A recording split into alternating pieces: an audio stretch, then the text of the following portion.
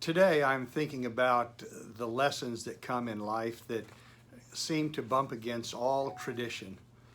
Anybody who ever thinks at all about the resurrection of Jesus realizes that it was such a stunning event, in that the disciples, many of them had seen him not just die, but dead. They knew about burial in the tomb. He was gone. And then he appeared, and it was unbelievable. It took a stretch, not just the reminders of Jesus. Did I not tell you while we were in Galilee that I would have to come to Jerusalem, and there I would be arrested and betrayed and given over to the hands of sinners and crucified and buried. But in 3 days, I'll be back. But in spite of the many times Jesus encouraged them with this, when it happened, actually, they couldn't believe it. And belief was slow to come. I'd like to tell again a story that came from Discovery magazine in the year 2010, and even then it was a 5-year-old story about bringing about medical truth, something we're longing for during this COVID pandemic. We want truth. We don't want just speculation, but we also want to believe in hope for medications to be discovered, for us to return to some form of life in community again. I believe firmly it will come. I believe we'll be all right. The story from the March 2010 Discovery magazine tells about a Dr. Barry Marshall and a Dr. Robin Warren from Australia. They were gastroenterologists. They were doing research on one of the biggest problems of the medical day for probably since the mid-1950s, the problem of peptic ulcers. People with chronic peptic ulcers took many antacids. The whole medical community was convinced that peptic ulcers came from stress and bad diet. They were people with peptic ulcers often succumb to cancer of the stomach.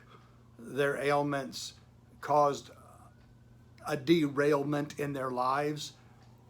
And so Doctors Marshall and Warren, studying their patients, some way became convinced that peptic ulcers had something to do with H. pylori, a bacterium. Not stress, not diet. Treating stress and treating diet were only to ease some of the complications of an ailment that would remain for a lifetime and sometimes take a life. Through their discoveries, they just learned that you could treat with regular antibiotics people who had peptic ulcers. They published their findings, or they tried to, sending them to the British Journal of Medicine, the American Journal of Medicine, writing papers for medical groups around the world, and they were ignored. The doctors already were convinced in their minds that peptic ulcers came from stress, diet. They went on treating people to their death. How could Doctors Marshall and Warren convince the world that they were on to something completely new? The pharmaceutical companies were completely opposed to them because they were making a fortune on antacids. Still are. But what happened was that Dr. Barry Marshall mixed a cocktail of H. pylori bacteria and drank it himself. Within days, he was vomiting in great pain. And then in his own research, he took the antibiotics he had been prescribing to his test patients. Almost immediately, he became well. Only then were they published. Only then did doctors around the world start treating a common ailment, peptic ulcers, with antibiotics.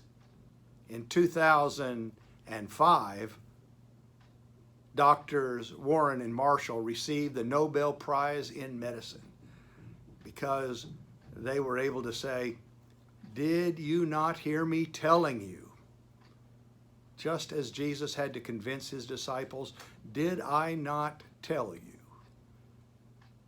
We don't have to hear, I told you so, but we hear good news every time when we trust in God. May we find our hope, our trust with him. Thank you for letting me share this story.